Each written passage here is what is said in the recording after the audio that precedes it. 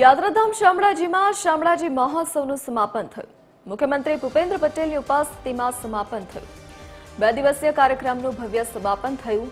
167.85 કરોડના લોકાર્પણ અને ખાતમુહૂર્ત કરાયું। લોકગાયિકા કિંજલ દવે ભક્તિમય માહોલ બનાવ્યો। 2 દિવસીય મહોત્સવમાં હજારોની સંખ્યામાં ભક્તો જોડાયા હતા।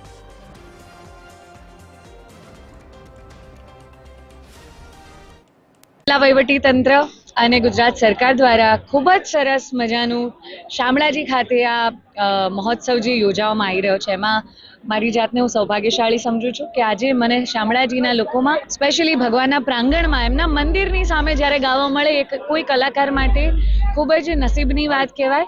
એટલે ભગવાનના મંદિરની સામે સ્ટેજ છે, આટલું સરસ સુંદર આયોજન અને બહુ જ સરસ મજા આવી અમને અને ખૂબ જ સરસ આયોજન હતું। જિલ્લા વહીવટી તંત્રએ ખૂબ જ સરસ આયોજન કર્યું છે।